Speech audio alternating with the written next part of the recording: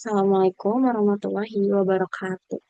Izin memperkenalkan diri, nama saya Tirtani dengan akhir NIM 072. Di sini saya akan mempresentasikan glikolisis sebagai jalur metabolisme multifungsi dan pensinyalan seluler. Di sini dengan kelompok saya ada Naila Salsabila dengan NIM akhir 040, Sofia Mahdalena 041, dan Safa Nazifa dengan NIM 050. Di sini ada karakteristik utama glikolisis, yaitu lokasi yang berlangsung sepenuhnya di sitoplasma sel. Proses jalur katabolik yang memecah satu molekul glukosa menjadi dua molekul piruvat. Dengan kondisi dapat berlangsung dalam kondisi aerobik maupun anaerobik. Output menghasilkan keuntungan bersih 2 ATP dan 2 NADH per molekul glukosa. Selanjutnya, ada fase investasi energi yang merupakan tahap persiapan untuk memecah molekul glukosa. Langkah kunci dengan yang pertama, glukosa diubah menjadi glukosa 6-fosfat oleh enzim heksokinase. Yang kedua, fruktosa 6-fosfat diubah menjadi fruktosa 1,6 bisfosfat oleh enzim PFK1. Dengan konsumsi energi yang menggunakan dua molekul ATP untuk mengaktifkan substrat. Selanjutnya ada fase pembayaran energi yang dimana pertama ada tahap dan proses. Tahapnya di mana energi sebenarnya dihasilkan oleh sel proses oksidasi gliseridehida 3-fosfat melalui fosforilasi tingkat substrat. Dengan hasil menghasilkan 4 ATP dan 2 NADH dan hasil akhir neto karena 2 ATP digunakan di awal sel mendapatkan keuntungan bersih 2 ATP. Selanjutnya ada regulasi enzim kunci, yaitu heksokinase, piruvat kinase, dan fosfofruktokinase 1. Heksokinase dihambat oleh akumulasi glukosa 6-fosfat dengan umpan balik negatif. Piruvat kinase mengatalisis langkah terakhir dan diaktifkan oleh fruktosa 1,6 bisfosfat.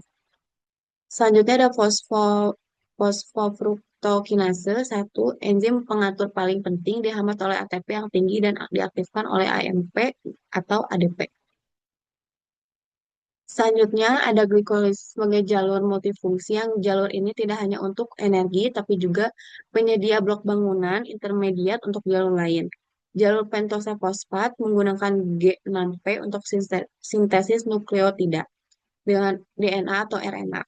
Selanjutnya ada sintesis lipid menggunakan dihidroksiaseton fosfat dan selanjutnya ada sintesis asam amino menggunakan 3-fosfogliserat untuk pembentukan serin. Selanjutnya ada pusat pensinyalan seluler signaling hub. Glikolisis mengintegrasikan sinyal dari lingkungan untuk menentukan nasib sel. Enzim glikolisis seringkali memiliki fungsi moonlight, fungsi tambahan di luar metabolisme, mengatur proses proliferasi pembelahan sel, diferensiasi, dan mekanisme ketahapan terhadap stres oksidatif. Selanjutnya ada peran dalam pensinyalan, yaitu laktat bukan lagi dianggap sebagai produk limbah anaerobik saja. Fungsi sinyal yang berikatan dengan reseptor GPR81 untuk menekan respon inflamasi seluler. Reguler epigenetik berperan dalam laktilasi histon yang memodifikasikan cara gen diekspresikan di dalam inti. Selanjutnya ada ATP sebagai hidrotop biologis, itu ada A, selain sebagai mata uang energi, ATP dalam konsentrasi tinggi di sitoplasma berfungsi sebagai hidrotop. B, fungsi menjaga kelarutan protein seluler dan mencegah agregasi protein yang dapat merusak sel, seperti pada penyakit neurogeneratif. C, hal ini menjelaskan mengapa konsentrasi ATP dalam sel jauh lebih tinggi daripada yang dibutuhkan untuk reaksi enzimatik saja. Selanjutnya ada pentingnya keseimbangan NAD plus NADH. Glikolisis sangat bergantung pada ketersediaan NAD plus untuk oksidasi G3P.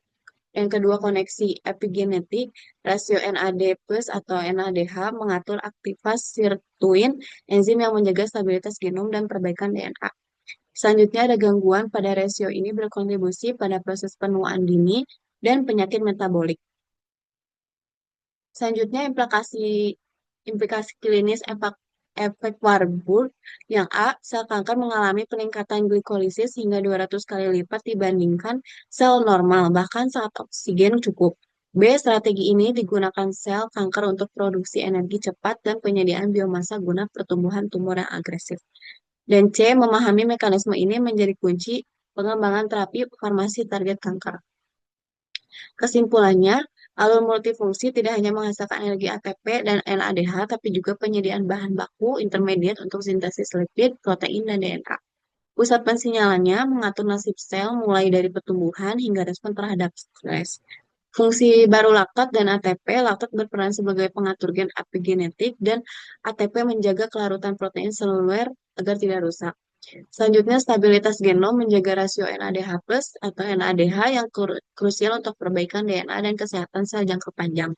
Aplikasi klinis peningkatan glikolisis pada sel kanker efek Schwanberg menjadi target strategis pengobatan farmasi masa depan. Intinya, glikolisis adalah pusat kendali yang menyelaraskan energi, nutrisi, dan komunikasi untuk menjaga keseimbangan hemostatis tubuh. Terima kasih. Kesekian dari saya. Wassalamualaikum warahmatullahi wabarakatuh.